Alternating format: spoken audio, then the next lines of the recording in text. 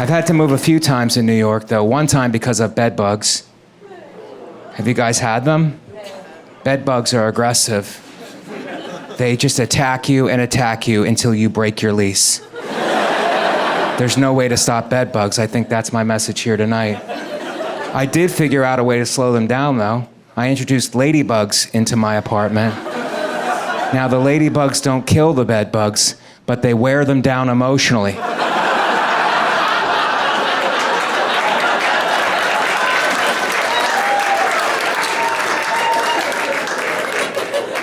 That joke does good with about half the crowd. The other half doesn't like it so much. I put that joke on Twitter. I got attacked worse than I got attacked by bed bugs. I do take care of myself. I try. I've been trying. I eat a lot of Tums. Tums are very good. I don't know if you've had Tums lately. They've gotten, last 10 years have been special. It's borderline top 5 candy in the country right now. I give it out on Halloween. It's gotten so good. They just came out with orange cream. I don't know if y'all get the same emails I do, but new flavor just dropped. It's orange cream Tums. Half of them are orange, half of them are cream. And then you can kind of mix and match. That's what Tums does. They let you decide, you know, how strong do you want to go, right? You can go all orange today, live it up. But at some point, you got to go all cream. Is this relatable? What I do, I got a system. I do 2 orange, 1 cream. I put some M&Ms in there. I shake it up. It's good. It's tearing me up, but I'm enjoying the ride. So nice to be here. I love Asheville. It's the only place where I've seen a redneck and a hippie, and it's the same person. You know what I mean? Like, is that a tie-dye gun holster? I think the drum circle just played Freebird. Wow. Feels good. Feels nice. If there's an important document, I don't have it. I'm a constant disappointment to the DMV. Sir, do you have your social security card? I haven't seen that in 30 years. Sir, it's an important document. Well, then you guys shouldn't have printed it on a gum wrapper, okay? At least the passport people made a book out of their thing. It's got pages and a cover, and yes, I lost that one too, but I shouldn't have. Sir, do you have your birth certificate? My birth certificate? That document is 54 years old. I also don't have the Declaration of Independence. Babies are being born. Nothing to do about that. I've tried. They keep coming out. And problem is we don't get to go in the hospital and check out all the new babies anymore. Before the pandemic, we could just make our way into any hospital we wanted and just be like, where are the babies at? And they have to show you. So now we don't know when babies are being born. It's hard to even know it's happening unless we're on Instagram. Right? That's how we find out babies are being born, on Instagram. People have a baby and then they post a photo of it on their Instagram page. They put the baby's name. If we're lucky, they put the weight. But they don't always put the weight. Which is just like, just tell us, you know? You're gonna get a DM from me. And you're gonna feel real dumb. Just tell us what your baby weighs. But they always give us the name. And what do you do with that on Instagram? What do you guys do? Do you like it? Not me. I love it. I take that baby's name and I get that baby a Gmail account is what I do. Just that baby's name at gmail.com with no underscores, no periods, no numbers. It's the way God wanted Gmail to be, right? Pure. Without sin. No numbers, you know, no underscores. You know, sin. I'm holding on to about 47 baby Gmail accounts right now. But I'm not a monster. I do not keep them forever. I wait 6 months. I let the family get home. I let them get a sleep schedule going. I let them feel like they're out of the woods for a second. And then on a Wednesday night, around 8:30 p.m., they're going to get an email from their baby. It's a very simple email. No subject. All body. Which is how I like my babies. And it just says, let me know when you want to talk money. Diversity, guys, that's the name of the game in show business now. My manager calls me up. He's like, Mike, is there anything in your background that could give us some much needed diversity? I go, well, I'm 100% Italian. Does that help? He goes, actually, that hurts us a lot. So if you could not mention that again, that would be a big help. Then he's like, what about what's going on inside of you? Is there any diversity there? I'm like, what do you mean? He's like, with your feelings. Like, sometimes do you feel like a woman that is trapped inside of a man's body? Because that's a story we could tell. I'm like, no, that's not really happening. But I was born C-section. So I was a man who was trapped inside of a woman's body. I've been married 3 years now, and I love being married. When I'm on the road, I see men talk to women in the wild, and it's crazy. I was checking in at a hotel, woman behind the counter, very pretty, and the guy in front of me is being a creep. I'm watching him. I'm 20 feet behind him, but I can hear it go down, right? He's checking in, and the woman goes, do you have any preference of what floor you stay on? And I swear to y'all, this guy leans forward. He goes, what floor are you staying on? She goes, I'm not. I work here. I don't stay at the hotel that I work. Do you think I'm a guest just chipping in down here in the lobby? Is that honestly how you think we staff this La Quinta? You think you gotta be the lifeguard tomorrow? I don't stay at the hotel that employs me, you moron. So he walks away, tail between his legs, rightfully so. Now I'm up next. You know, I saw the whole thing go down. So I was like, okay, I'll bond with her over what a creep the last dude was. So I'm checking in, and she says, how many room keys do you want? 1 or 2? So I go, how many room keys do you want? And she did not get the reference at all, dude. I looked way worse than the first guy, if I'm being honest. The look on her face, she's like, they just keep coming in today. I mean, is there a creep convention in town? What's happening here? I got into sports gambling over the pandemic, and a lot of people say that's addictive, but to me it's just kind of a rush like no other.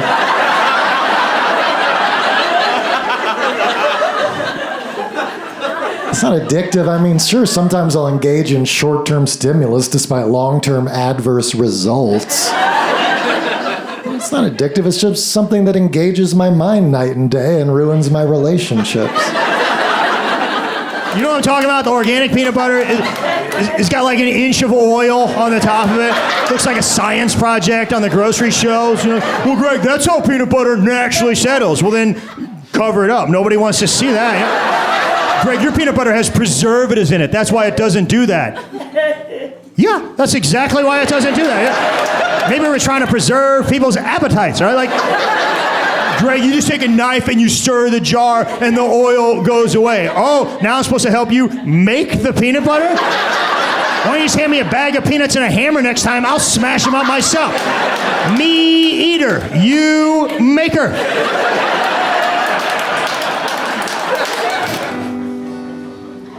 I keep my phone set to military time, just so my phone respects me a little.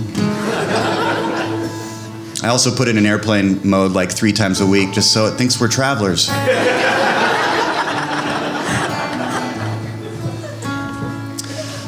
Military time, such a bummer. You know, the troops, that they only get 1 420 every day. And it's so early, you know what I mean? It's just... But that's why they made military time, because our government does not want our troops getting high in the afternoon. All right. They say that's how wars start. I said, all right. You can't get stoned and then all of a sudden it's 1621. It's just like, that doesn't make sense. They were asking, what's time, you know? If you guys don't mind, I've got one more military time joke. Or do I have 13?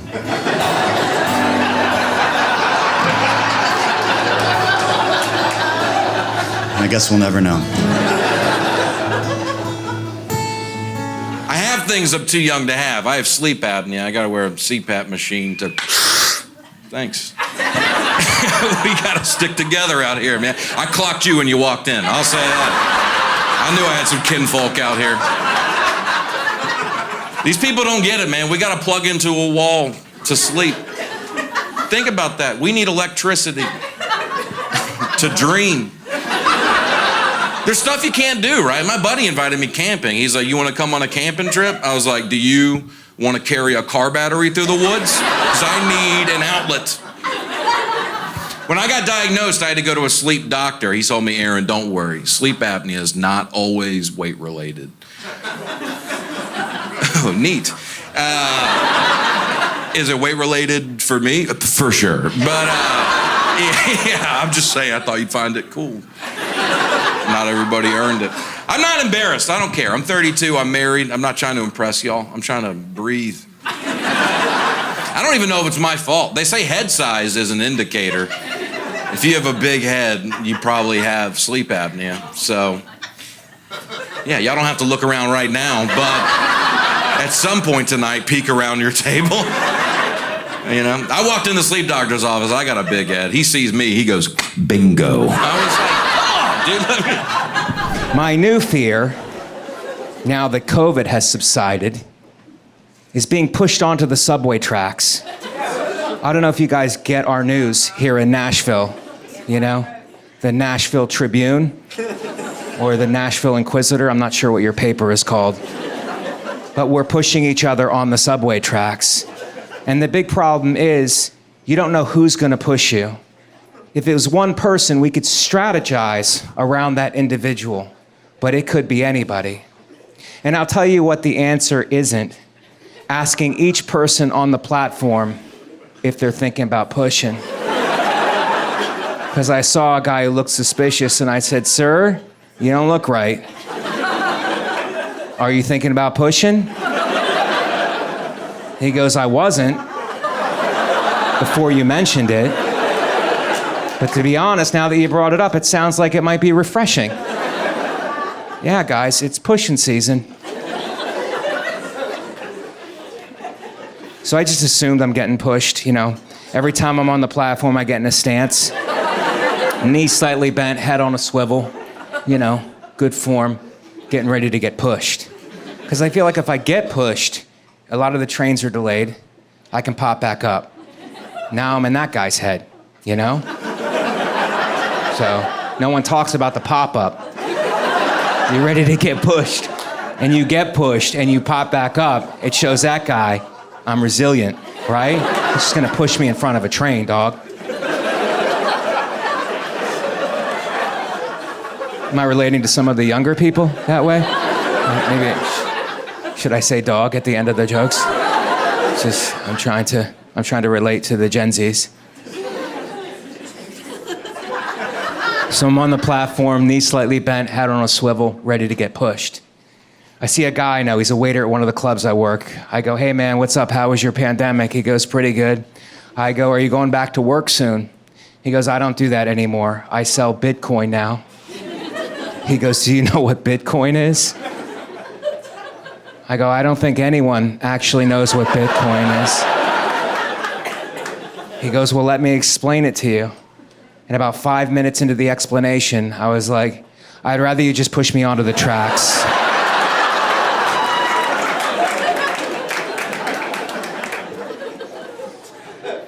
So now I'm taking Lyft, and I know you guys probably don't take Lyft, you know, because you guys have cars. I'm sorry, trucks.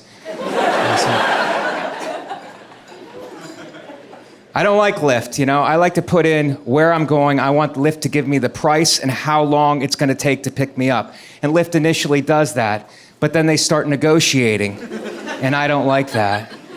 They're like, hey, Mike, instead of picking you up in 4 minutes, how about we knock $1.75 off and we pick you up in 22 minutes? Would that be cool? No, Lyft, that would not be cool. I'm in a dangerous neighborhood. I might not be alive in 22 minutes. Well, how about we knock $4 off and we send you a car with a driver who may or may not be drunk? You might have to actually drive. How about we knock $8 off and we just send you a guy, no car? I go, is this even Lyft anymore? This feels like Grindr. This feels like a gay hookup app. And I am not gay. But I do love a discount. So I guess it's decision time for me. And how much feedback does Lyft need? I'm flying out of LaGuardia, which is one of our airports in New York. I fly out like at 6 a.m. I get to the airport, my phone's blowing up. I'm like, who's calling me this early? Who's texting me? It's Lyft. With a bunch of questions. How was the ride? Rate the driver. Review the ride. Give him a tip. Give him a compliment. I'm like, oh my God. I wanted a ride to the airport. I didn't want to become a foster parent. How much work is this? So I just did it old school, verbally. I go, Farik. His name was Farik. I say to him, I go, Farik, 4 out of 5 stars. You got me to the airport beautifully, but you were yelling at your wife in Farsi the entire trip. And I feel obligated to tell you that yelling is toxic and problematic. It's no longer ethnic. It is now toxic and problematic. Have you guys been flying during the Pandezi? The Pandays? The Pandas.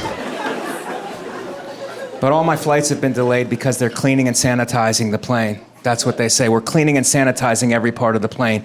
And it's like, can you get there 15 minutes early to clean and sanitize?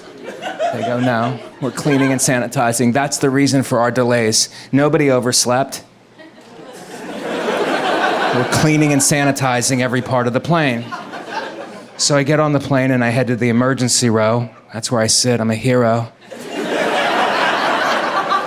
And there's crumbs in my seat.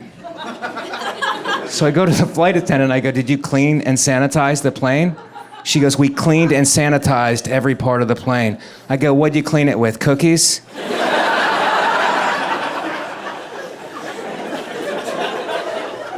And then I was going to ask for seat reassignment. If you're not comfortable in the emergency row, you guys know that you can do that. You can ask for a seat reassignment. But have you ever asked for seat reassignment? They get real mad. You get more support asking for gender reassignment than you do for seat reassignment.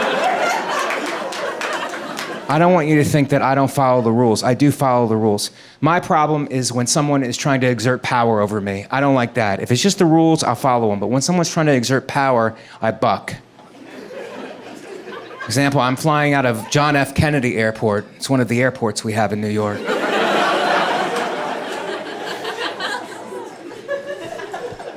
So I'm taking my little bag, you know. I never check luggage. I have 5 outfits like this.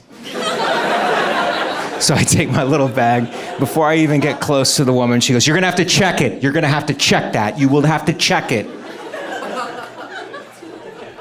And I go, but it's my emotional support bag. I have things in there that I need for emotional support. I watch you guys let people take dogs and pigs and chickens onto the plane. I would like to take my emotional support bag on. She goes, sir, that's not real. I go, apparently, miss, you don't know that much about mental health. Because it's very real. Now, I have a letter from my doctor. And I gave her the letter, and she read it, and she goes, this letter is fake. And I go, I know, I'm a liar. That's part of my disability. I need my emotional support bag. I have things in there for emotional support. She goes, there's a metal contraption next to the door. If you can fit your bag in that metal contraption, you could take it on the flight. So I try, guys, like 20 times, and it's not fitting. Yet I know that it will fit in the overhead compartment. This is a setup. So I have to take my bag back to her, defeated. And she goes, I'm very sorry, but like I said, you're gonna have to check your bag. I go, I don't think you are very sorry. I think you're quietly celebrating. And then there was a joke, there was a joke to be made, so I made a joke. I go, I know this is John F. Kennedy Airport, but you're treating me like Lee Harvey Oswald. Give her a little shot, give her a little shot.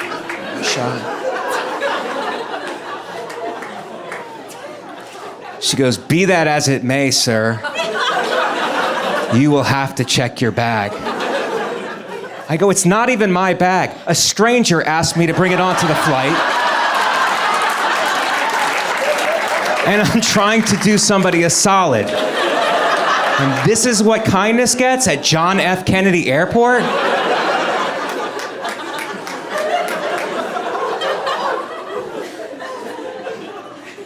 She goes, sir, what's so important that you have to take your bag on? What's in the bag? I go, I could tell you, but you're not gonna understand. She goes, try me. I go, inside the bag is Bitcoin. And she goes, what's Bitcoin? I go, well, let me explain it to you. And about 5 minutes into the explanation, she was like, just get on the plane. Take your stupid bag on the plane. When I was in college, I worked at a comedy club, okay? And it was owned by this guy named Freddie DeMarco. He was 100% New York Italian, and he owned a bar in the middle of Missouri. It seemed a little witness protection type stuff, but nobody asked questions. Freddie was good to me. He treated me like a son. He was a mentor to me. In my senior year of college, I went to him. I said, Fred, I think when I graduate, I want to be a stand-up comedian. He's like, Greg, I don't know, man. You're a wrestler, man. You're a wrestler. A comedy and wrestling, Greg, they're very different things. I'm like, yeah, Fred, I wasn't planning on wrestling the audience. Like, let me make a couple of calls, Greg. I can't promise you anything. I don't know. And then he did. He's a really cool guy. He set me up with a job in Chicago, and he was going to get me introduced in the Chicago club scene. But I told you guys, I took that job at Procter & Gamble. I chickened out, And I had to tell Freddie. Like, Freddie, I took a job at Procter & Gamble. Greg, why would you do it? Man, you're going to be bored, Greg. I just fell asleep between the words Procter & Gamble. No, Fred, it's a good job. They're giving me a company card. Yeah, they're giving me a company card, right? That's how they trick you into being bored. You really want to sell soap the rest of your life? I'm like, I'm not selling soap. I'm actually selling peanut butter. Oh, why didn't you say so, Greg? I mean, that's an entirely different situation there. Here I think you're selling soap, but you're selling peanut butter. That's going to be a lot of excitement, Greg. I mean, think all the fun you're going to have with peanut butter. I mean, creamy one day, crunchy the next day. Greg, get in your company car and drive it off a cliff. At least you'll have 5 seconds of fun before you hit the ground. Here, come on. I worked there for 10 years, and I told you guys, I loved it. I told you guys I did, but I could never get comedy out of the back of my head, and one day I did a crazy thing. Like, I went into my boss's office, and I just quit. And Freddie was my first call, because I knew he was the only one that would understand. I go, Freddie, I did it. I quit P&G. I'm going full-time comedy. Greg, why would you do that? That's a good job, man. They gave you a company car. You said it was boring. I said that a long time ago, Greg. I mean, you're not a young guy now. I mean, your life's almost over. You're supposed to be bored, Greg. I mean, get a hobby. Play golf or something. You don't quit your job. I mean, comedy is a tough business, Greg. I mean, people don't need comedy, Greg. You know what they need? Peanut butter. They need peanut butter. There's a lot of stability in peanut butter, Greg. I tell you what, use your head. I mean, come on. I still talk to Freddie probably twice a month. I love him, but I hear him every day in the back of my head. That's the voice. You guys have a voice when you mess something up? That's Freddie. When you regret something. I woke up the other day and I was like, I don't feel good. Yeah, of course you don't feel good, Greg. You ate an entire rotisserie chicken at 11:30 at night. You shoved the whole thing in your fat face in 6 minutes, Greg. I think you ate the rubber band that holds your legs together. I mean, come on. Greg, you get hungry, have a snack. Don't eat an entire barnyard animal. I mean, come on. Greg. Those things are made for a family of 5, not one man standing naked in the front of the refrigerator at 11:30 at night, shoving chickens into his fat face, rubbing chicken grease over God knows what. You make me sick. I hope you saved the wishbone. You're going to break it apart and wish you were somebody with self-respect.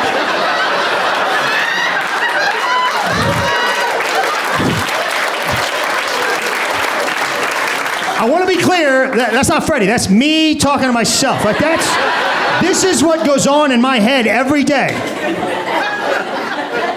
I should probably talk to somebody. I should get some help. I don't know. I could get help. I could, I didn't tell you guys, I have health insurance. I have it, and I pay a lot. It goes up every year. I didn't even do anything to those guys last year. And I pay a lot for health insurance, but guess what they give me? A card. I got a health insurance card. It's great, man. It's plastic, full-on plastic. It's flexible. It's very nice. But I mean, for what I'm paying, I want more than a plastic card. I want a guy. I want a full-time health guy just to follow me around.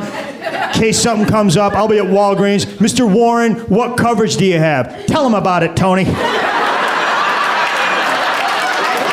It's my guy. Pick up some toothpaste, Tony. I'll be in the car. I got a guy. Every time I call my health insurance company, the first thing they say is, "What's your group number?" Well, I didn't know I was in a group, but I'm definitely not getting a group discount. What group did you put me in? I'm guessing by how much you're charging me, you put me in a group with some very unhealthy people. I want to meet the group. I want to meet them. I want to go to the group meeting. I think my group is going to be me, some guy eating a mashed potato sandwich, that monkey that smokes cigarettes in the North Korean zoo, and a corpse. That's my group right there. We're not an insurable group. My health insurance company is called Cigna. Cigna. Yeah. I've noticed a lot of these health insurance companies end in the letters N-A. Like Cigna, Aetna, Humana. That stands for, hey, is this covered? Nah.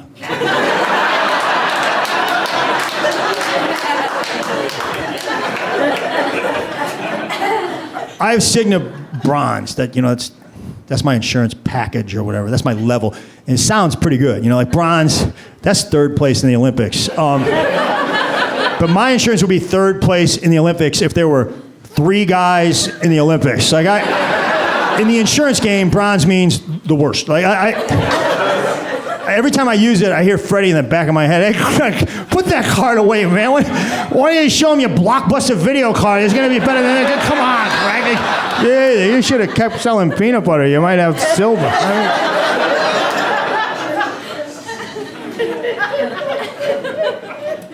I tried to use it. I call this podiatrist. I go, hey, I got to see Dr. Fisser. They were like, Dr. Fisser does not take bronze level insurance. I was like, okay, I'll just go somewhere else. They're like, no, we have a doctor here that does take bronze level insurance. I was like, wait a minute. Different doctors within the same practice take different levels of insurance? I'm betting that means they are different levels of doctors. And I'm not getting the good one, am I? My podiatrist is just going to be some guy who's licking my feet, playing this little piggy.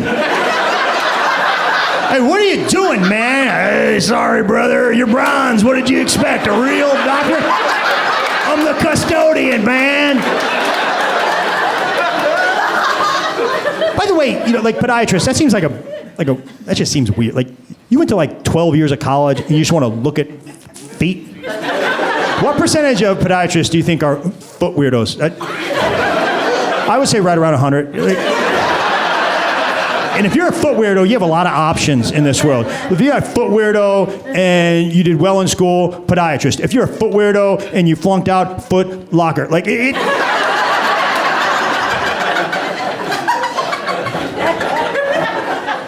I talk about this stuff. I had some health stuff a while ago. It wasn't like overly serious, but it was bothering me. I had some stomach problems, okay? And I went to the doctor. It was a good doctor, and he gave me some pills, and it didn't work. And I went to like 2 more doctors. They gave me pills, gave me tests. Nothing worked. And I started getting depressed. And my friend was like, hey, you should go see a holistic doctor. I'm like, oh. Are you talking about like, woo?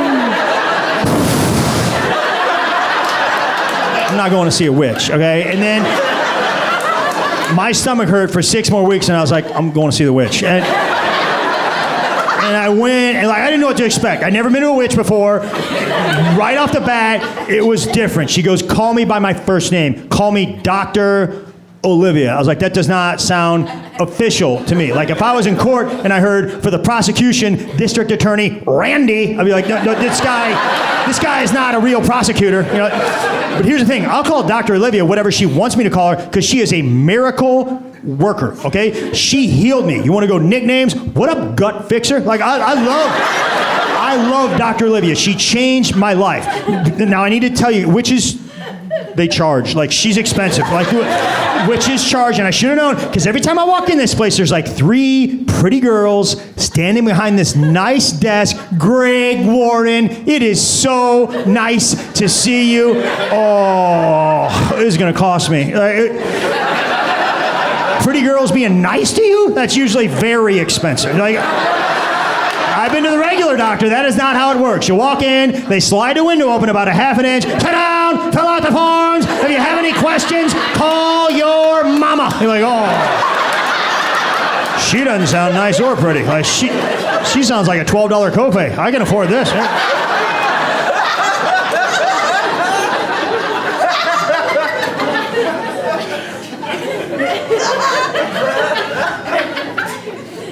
So Dr. Olivia charges, you know, it's just she does. But I was like, okay, I got insurance, let's give it a whirl. So I send it to Cigna, and they're like,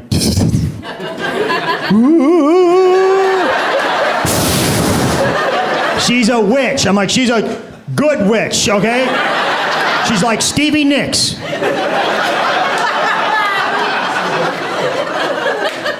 They won't pay her. They won't pay her. Now, part of the reason they won't pay her is Dr. Olivia did not go to med school. Just hear me out. By training, she's a chiropractor, okay? But she spent 15 years learning as much as she could about advanced gut health, and it worked. I went to the med school guys. She beat them in a stomach fixing contest, okay? Fair and square. I don't care if she learned it at clown college. It worked, you know? They won't pay her. They won't pay her, and it's killing me. I gotta pay her, and I gotta pay the insurance company and not use the insurance, and I'm going broke, and I think the only solution is I'm just gonna have to pay for Dr. Olivia to go to med school. It's gonna be cheaper. Like, she's not gonna wanna go. I'm like, you go, Olivia, you go. And if I'm paying, I wanna see your grades every week.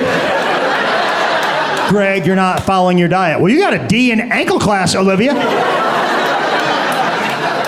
I don't know what med school classes are like. I assume it's body parts. I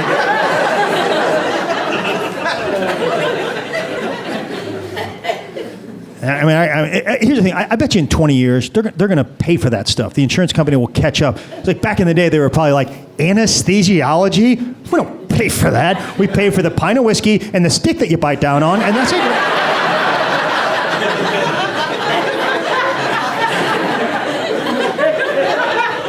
And I gotta pay for others. I gotta pay for these probiotics. You know what that is? It's like probiotics. There's a war in my stomach between good bacteria and bad bacteria, and I'm sure you've heard wars cost money. You know, like, and my good bacteria costs $100 a bottle. But here's the good news. Like I read the bottle. Each pill on the bottle contains 360 billion colony-forming units. So per colony, very affordable. I'm getting a deal. I'm getting a deal on these colonies. I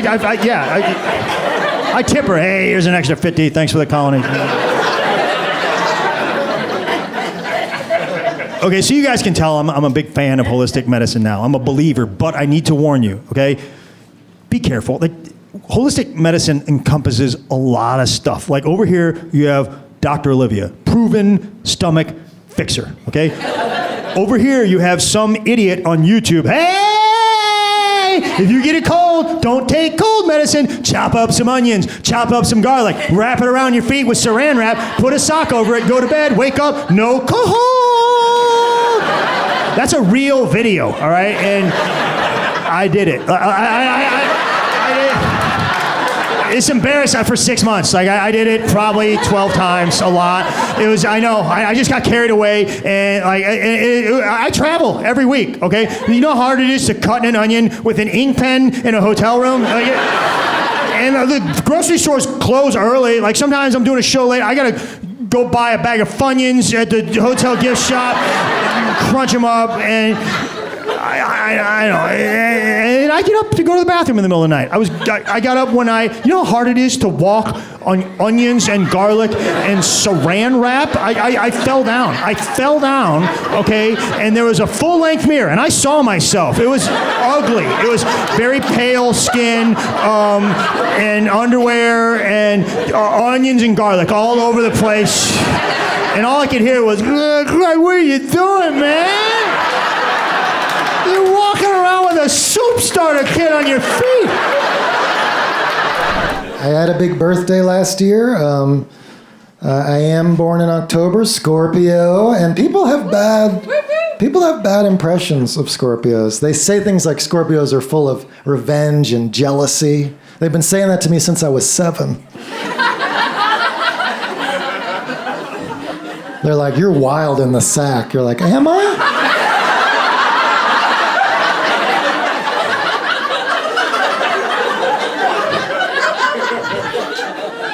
And then you just grow into it, you know? But I'm tired of horoscope prejudice. I am tired of it. And one thing you can do is you can write, I wrote down an evil historical figure for all of the other 11 star signs. So then when they give me guff, I can be like, oh, and you're a Capricorn? Those are good. Kim Jong-un is a Capricorn. So that's a good one. Good for you. Way better than me.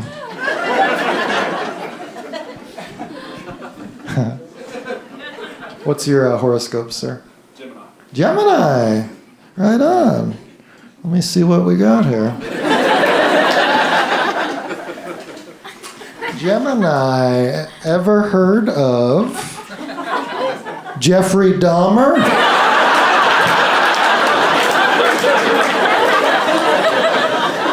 Watch out for this guy. How about you, sir? What's your star sign?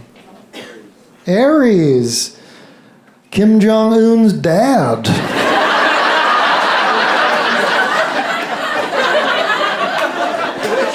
And Logan Paul. Ouch. That hurts. That one stings. Anybody feel like you have a perfect horoscope? I see a hand over here. Leo, known for seeking attention. Yes. First hand up, just like Hermione in Charms.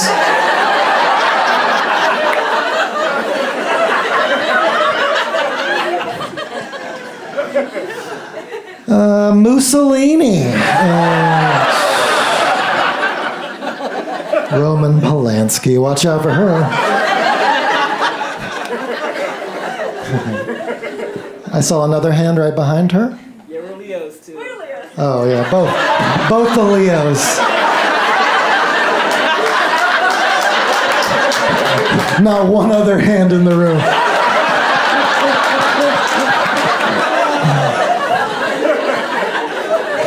That's beautiful. Horoscopes, they're so real, right? They're kind of true if you think about it. There's something to it. Yeah, it's because people have been telling them they want attention since they're 5 years old. And they're like, oh, okay, I guess I do. We'll do one more. Okay, how about you, sir? Aquarius. Aquarius, rare, 1 in 12. Very rare. Oh. Jeff Epstein.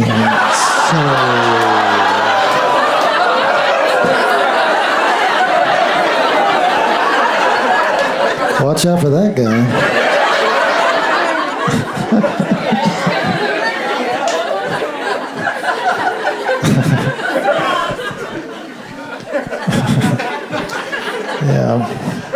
Yeah, I don't feel old, but I did recently identify a bird, and that doesn't seem good.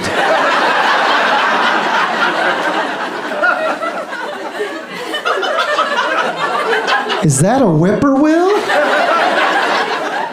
Why do I care? And why do I have binoculars? I got into bird watching over the pandemic, went down to Central Park. At first I did it ironically. I was like, I'm so alone. 2 hours later, I'm like, Martha, look at that owl. Gorgeous.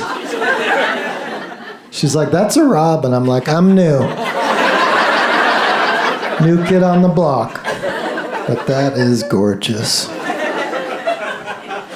And I actually met a professional bird watcher. He gives birding tours, and I said, that sounds like a fun job. And he goes, well, you get a lot of egos.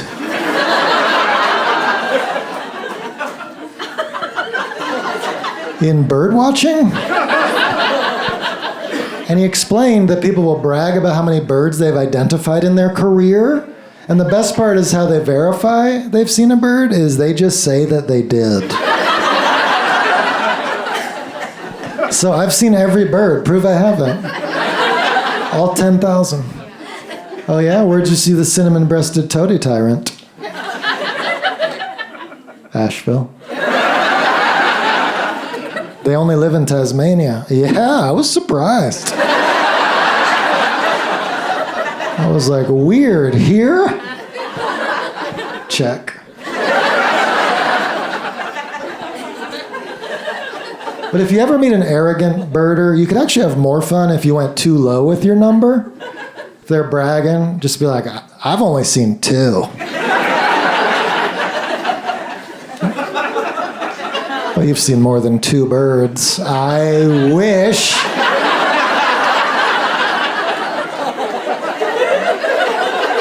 Yeah, it's just been pigeons and crows for me. It's super bad at it.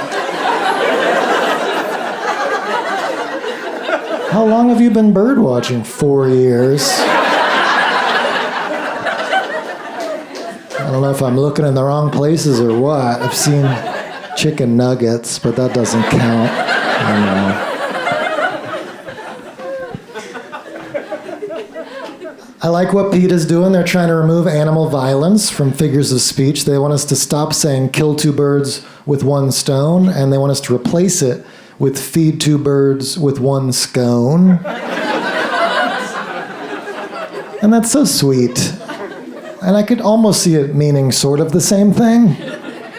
And I want all of us to implement it immediately. The next chance you have, no explanation. Hey, while you're grabbing gas, could you grab some milk as well? Feed 2 birds with 1 scone.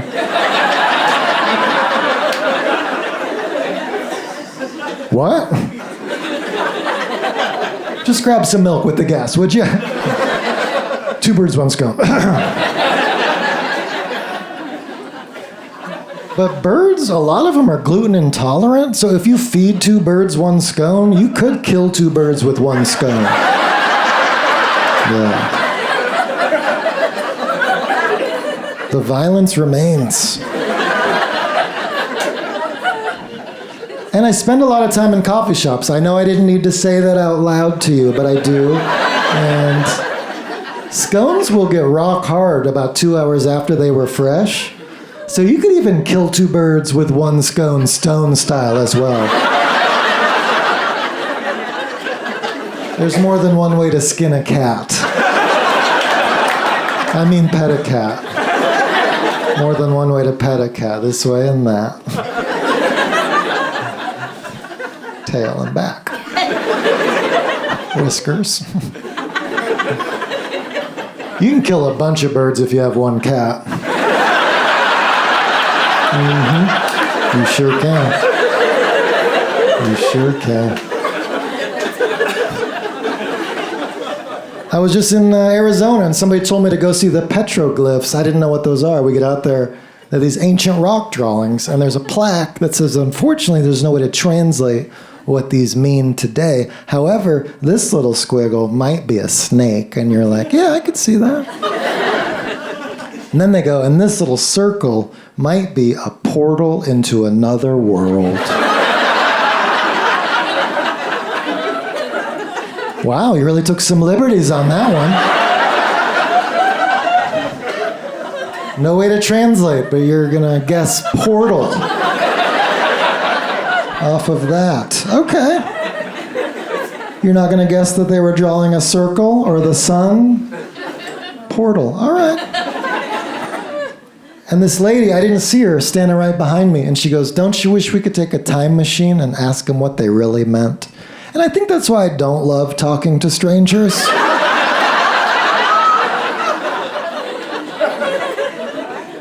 Because you have to be polite. You can't be honest and be like, actually, that would be a dumb reason to time travel. Spend trillions of dollars on fuel. Hey, we're here from the future. Me and this lady. We were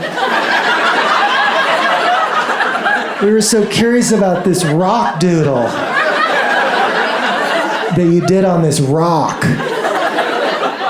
Is that a snake? We're from the future. I was trying to draw a worm. It's a worm. Good thing we time traveled, Martha. Well, we're gonna head back to our time machine. Right through this circle. He's like, whoa. Cool portal. Wow, wrong about the snake, right about the portal. Didn't see that coming, Platt. Didn't see it coming. Anytime time travel comes up, it's always a short walk to the baby Hitler paradox.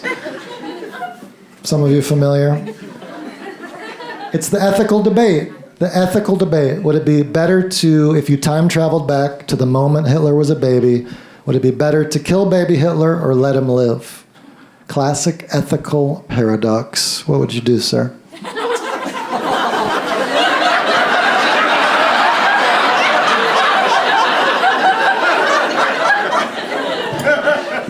It's Hitler. You can save a lot of people. Kill the baby. Kill the baby. You're going to kill the baby? Kill the baby. Yeah, okay, that's fine. That's a fine answer.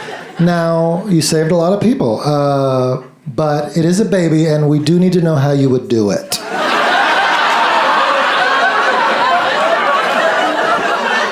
You're a time-traveling assassin. You got to kill this baby.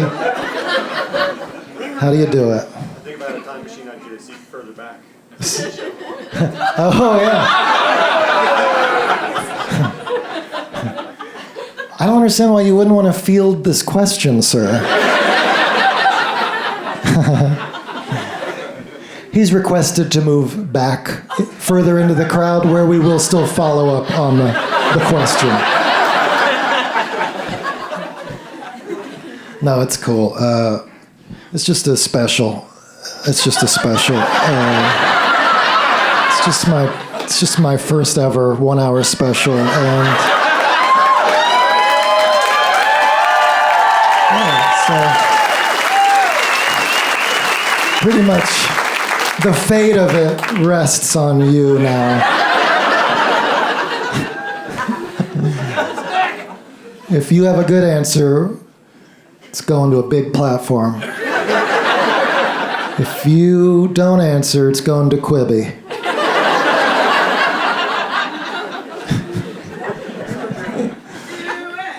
What would you do? Sorry, what's the question? How would you kill a baby? Gosh, it's not that complicated. If I was the time-traveling assassin, I don't think I would be able to kill a baby. And that's fine if you would kill a baby. I just don't think I would be able to. That's just me. But I do think I would panic and bring it back to the time machine. show up in the present. They're like, why do you have a baby? I'm like, it's Hitler. Who's Hitler? I'm like, it worked.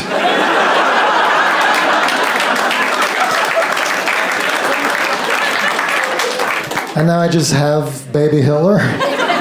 Is this why I never had kids? Was I meant to raise Hitler in the 21st century? I would try so hard to teach him to love. Find out if it's nature or nurture once and for all. He grows up, goes off to art school. I'm like, I'm so proud of you, baby Hitler. I still call him that. He calls me. He's like, I fell in love. I'm like, that away, baby. Love wins. I guess it is nurture over nature. A couple years later, he's like, she dumped me for a rabbi. I hate Jews. I'm like, easy, Hitler. Kanye was right. No, boy. That is not what we teach in the Zimmerman household. I'm actually not Jewish. A lot of people ask me if I'm Jewish because of my last name. I'm not. And that is something I would mention to Hitler just as a precaution.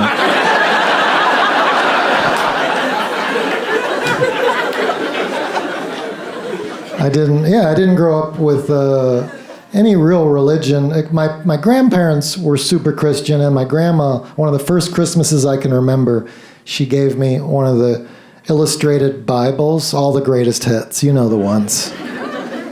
Adam and Eve, the origin story of food shaming. I know when I eat apples, I'll smother them in peanut butter and honey. And afterwards, sometimes I'm like, I need to put clothes on. That was bad. That was naughty. I don't deserve happiness. But my favorite as a kid was always David and Goliath because, a little boy beats a giant. That's awesome. And looking back, that teaches a great lesson to kids, which is if your opponent is stronger than you, shoot them in the head.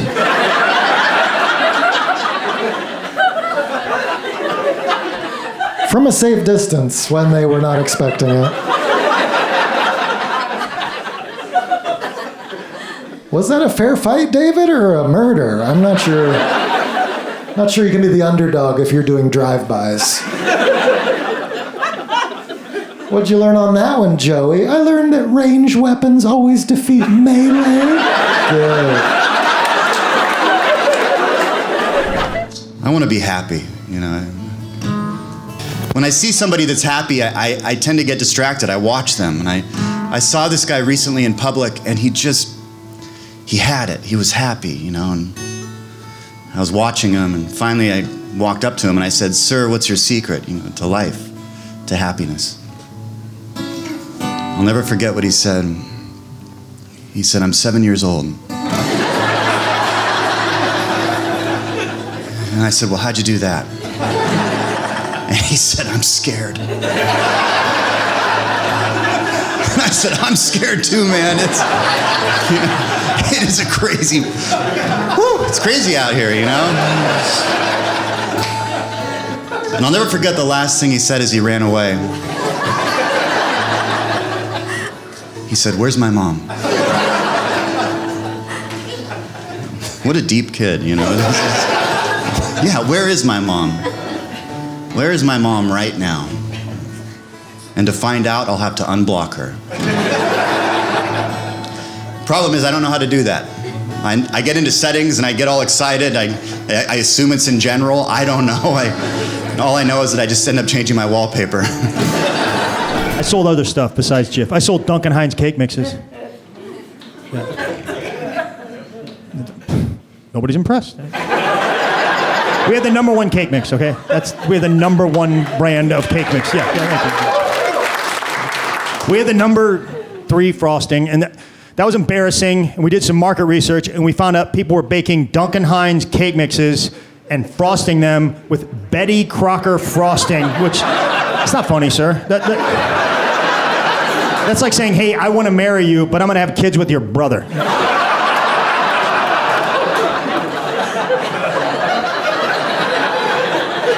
The other frosting was Pillsbury. I hate them. Like the Doughboy. Like their frosting was called Funfetti.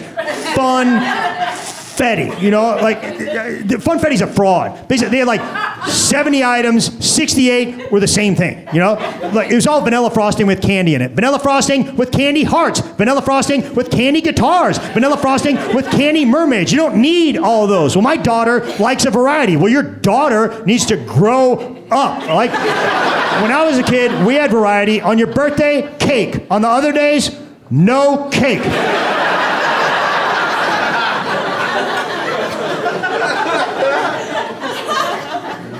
I sold Crisco shortening. You know, that was a good product. We had a hard time coming up with like a health message there. The best we could do is at least we're not lard. You know? But we introduced the greatest thing ever to happen in the shortening and oil category, Crisco sticks. It was a big deal. It was a very big deal. Basically, we took shortening and we put it in the form of a stick of butter. We wrapped it in foil. We put tablespoon markings on it so you could cut it instead of getting a measuring cup all greasy. And people were like, Greg, with all that extra packaging, it probably costs way more per ounce. I was like, way more. Let's be honest, though, you're eating shortening, okay? You do not have a lot of time left on this earth. Like, spend your money. Bake a cake and put cigarettes in it instead of candles. It doesn't matter.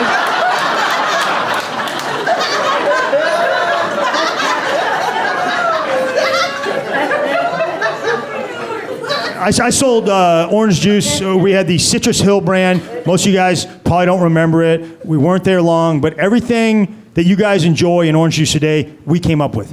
Back in the day, there was a cardboard carton of orange juice, and to pour it, you had to unfold the top, and it got all soggy and gross, you know, and then somebody put a screw-off spout on the side. You're welcome. Are we like...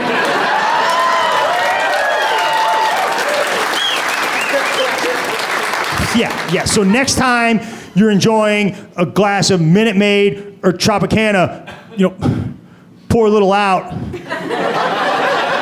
to show respect for the OG. Like,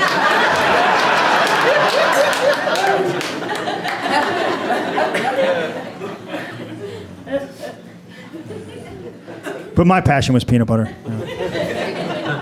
It's important to me. You know. What kind of peanut butter you eat, ma'am? Jif, yeah, I could tell. You have beautiful skin. I can see these things, yeah. What about you, sir? Jif, yeah. You're not just saying that, right? You, sir? What do you eat? You don't eat peanut butter? Okay, you can go. We don't need you here, sir. You just don't like it? Yeah. About you, sir? Jif? Yeah. Anybody eat Skippy? You can tell me. You eat Skippy, ma'am? You eat Skippy. Stop, hey, you don't... You eat Skippy? And you like the taste of it? Ma'am, you have COVID. It affects your taste buds, ma'am. You have the Skippy variant, and you better get that checked out, ma'am.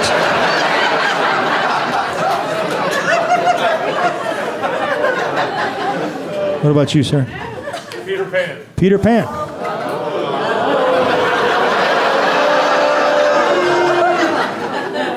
I don't like you, sir. I respect your confidence. You know? Well, at least you eat peanut butter.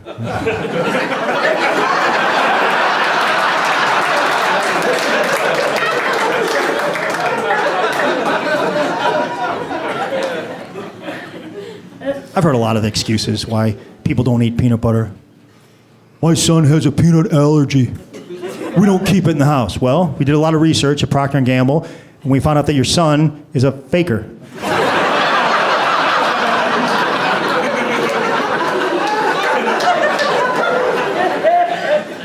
I like almond butter. Do you? I mean, you're a hippie. That's fine, hippie. Go ahead and eat your almond butter or smoke it, whatever you do with it. I don't know how you buy it, because from what I understand, the grocery stores require shoes, hippie. You didn't buy it, did you? You got it from one of your hippie friends at a Fish concert. They pulled it out of their hobo bag. It was in a bottle that used to have patchouli in it. You know, probably traded it to him from some skirt that you made out of lawn clippings, hippie. Fine, hippie's got to eat, you know, but... I've heard this, I prefer Nutella. You're eating a chocolate sandwich, okay? Just put a Hershey bar in between two pieces of bread. You can prefer it, but don't you dare call it lunch, okay? By the way, check your blood sugar. You're about 2 of those sandwiches away from a permanent ride on the Type 2 peanut goo choo-choo.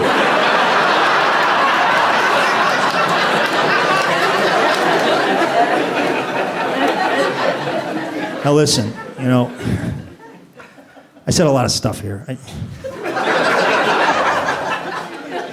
I said some bad stuff about Peter Pan, you know. I said some bad stuff about Skippy, you know, and I meant it. I hate him, you know. I hate him, but I respect him on some level. They've been in the game for a long time. You know, they've been there. They were there before Jif. I respect them. There's some peanut butters think they can just jump in the game. You know, like Reese's.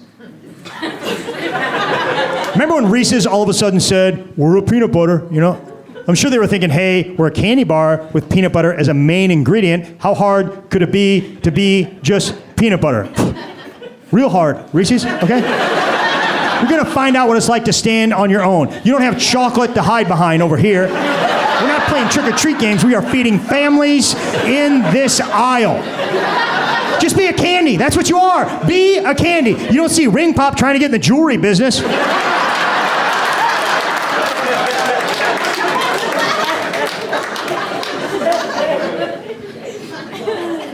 I love Jif, you know. I love peanut butter. There's only one product that I cared about almost as much, and that's Pringles. Pringles is a great product. We introduced it in 1968. It came out strong, and then the government got involved. They said, hey, you're not made of 100% potatoes. You're made up of corn and soy and wheat and potatoes. You can't call yourself potato chips. You have to call yourself potato crisps. And people are like, yeah, we still like them. You know, and the government was like, you know, they're not made of 100% potatoes. And people are like, yeah, we kind of figured that when they were uniformly stacked on top of each other in the perfect shape of a horse saddle. You know those gummy orange slice candies? Not real oranges. We figured that out.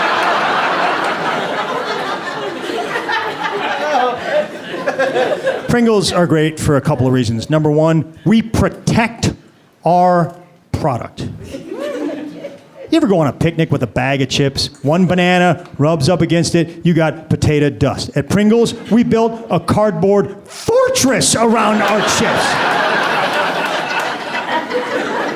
Number two, efficient use of space. I'll say it again, efficient use of space. You ever open a can of Pringles? Wall to wall, floor to ceiling, chip, chip, chip, chip, chip. You ever open a bag of Lay's? Air! You just bought air! That stuff does not belong in the snack aisle. It belongs in the balloon aisle because that's what you bought. A blown up balloon with 4 chips in the bottom of it.